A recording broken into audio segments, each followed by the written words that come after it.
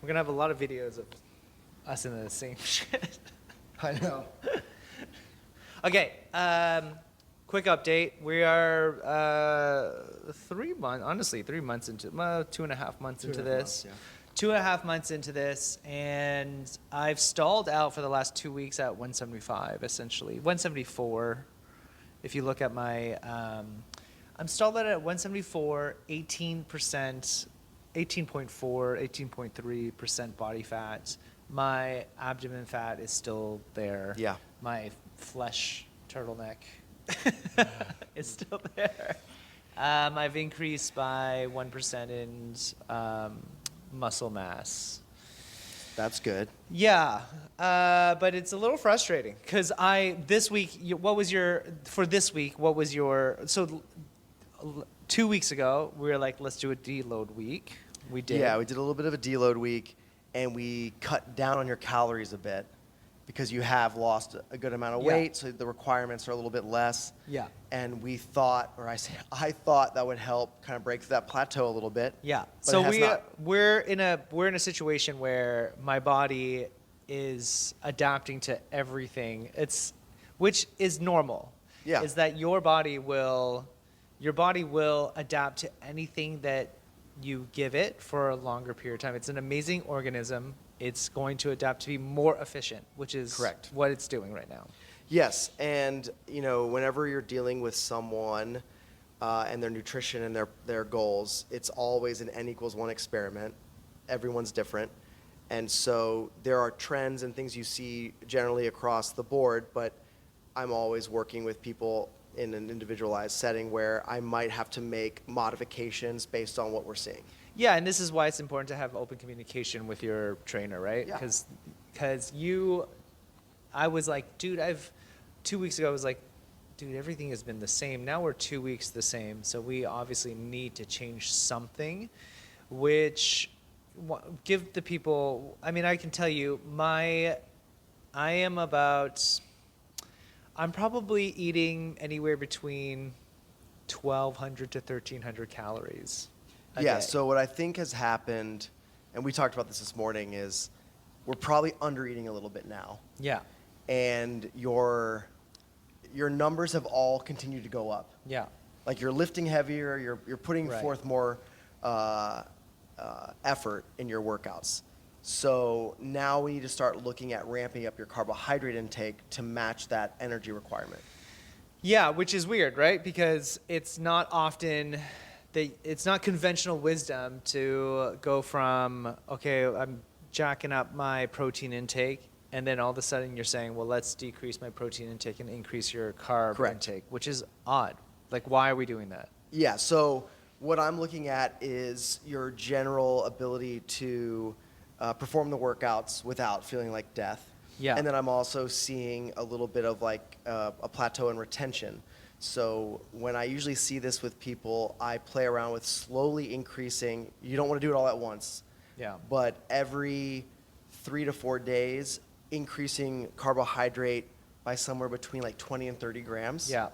So at the end of the next 2 weeks, you'll be about 100 grams higher, but I want to see how your body responds to the increase in carbohydrate. Carbohydrates. Because you've probably become a little bit more adaptable to, or rather the better word is efficient. Yeah. So usually when I see people that are carrying body fat, it tends to mean that their efficiency at utilizing carbohydrate for energy has gotten worse.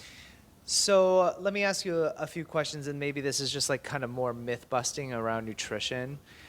There was this diet that was going around where, I forget who it was. It was definitely a YouTuber at some sort. It wasn't Liver King. It could have been Liver King, which I would love to have a healthy dose of fucking steroids every fucking day.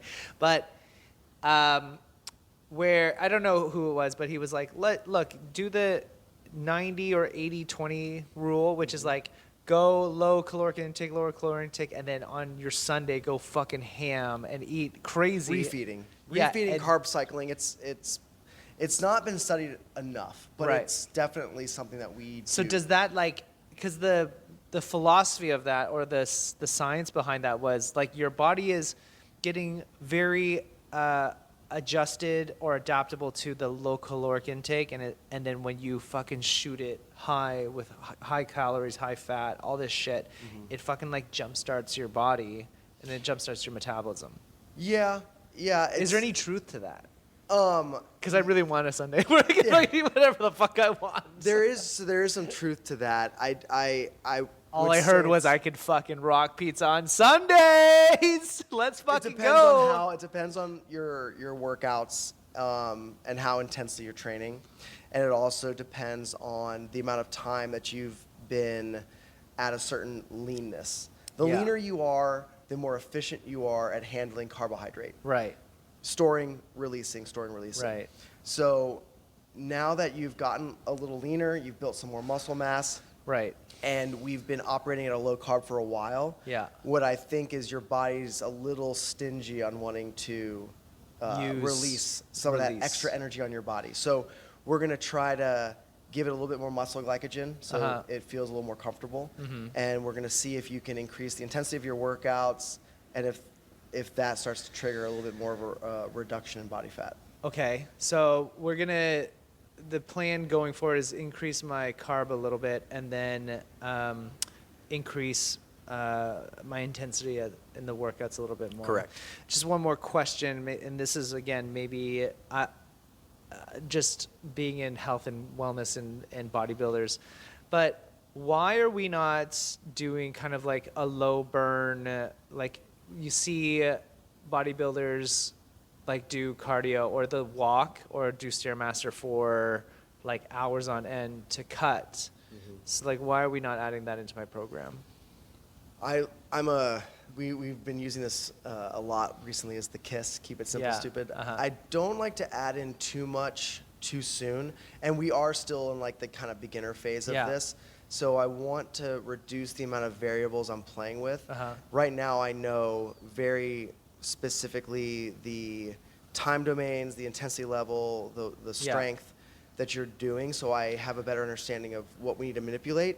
I do see us doing some low zone Cardio. work in the future, but I want to get your muscle mass up first. I Yeah. think that the priority is muscle growth right now. Yeah, I would say, I mean, my muscle growth, I mean, if you look at my app, I've lost 2 pounds of muscle since like 2 years ago. So it's so hard to fucking gain 2 pounds of muscle. It's insane. It's very, very hard. It's so fucking hard. So, yeah, once we Which get goes to back that- to that fucking dumb myth of like women being like, if I lift weights, I'm gonna get big and bulky. I'm like, dude, I am fucking deadlifting 300 pounds right now. You're big and and bulky for other reasons. yeah, I'm like, I'm not gaining any faster muscle, and I've been doing this for fucking 3 months now. I'm not gaining any, I mean, got a little bit of muscle, but not much.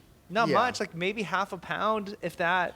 Yeah, I also, this leads me to something that I was actually going to talk to you about is I think we need to schedule one of the DEXA scans for Yeah. both of us so we can get more precise data. Yeah. And there's one, this is free advertisement. They should sponsor our podcast, though. We'll send them this and then see if we can get free out of it.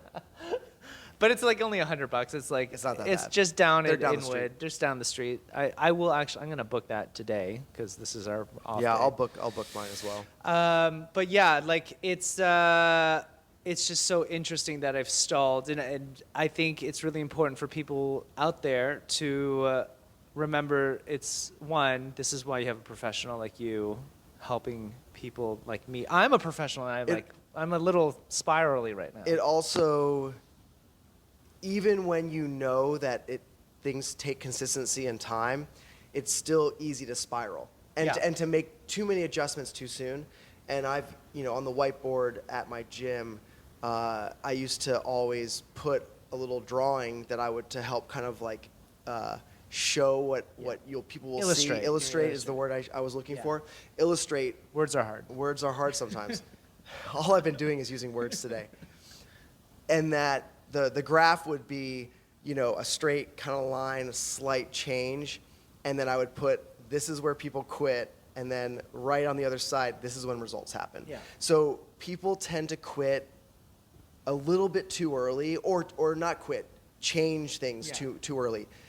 And everyone's different. Like sometimes it takes people 4, 5, Yeah. 6 weeks of consistency before they see the results of that. So don't make adjustments earlier than 2 weeks. That's the minimum. Yeah. And then one more question, which is this belly fat. Like, what the fuck? Why They call it stubborn belly fat for a like reason. why? I feel like my jeans are feeling a little bit better, but they're still a little tight. Like, what is going on? It's the last thing that's Why going to go. though? Why does it take so long? Because that is an area of the body that fat storage is the most unwilling to relinquish. Yeah. I mean, look. And you can't spot reduce. No, you can't spot reduce. So you just have to keep being consistent. And we've talked about this is, your body likes homeostasis. Right. So you give it stimulus for a long enough time and you keep that set point long enough, it will become the new norm. Right. We both went through some challenging, stressful times where our bodies became used to a version of ourselves that we didn't like. And now we're working our way out of it. But it's going to take longer. Yeah. And I think this morning I said something like closer to 6 months, I think, before you really start to see change there. Fuck. So we're talking about June, July is In when. time for summer, man. I mean, we're in midsummer at that point. Summer bodies are made in the winter. Fuck. I started in January. So you're saying I should be ready for summer of 2026? 26, yeah. Fuck. Just in time for the Olympics, the Winter Olympics. Is it the Winter Olympics in 2026? Yeah, the winter. Yeah, it's the Winter Olympics. Anyways, that's an update, and You get to eat more carbs. That's the good news. I mean, I heard I can go pig out on Rice, Sundays. baby. rice, baby. And we're out.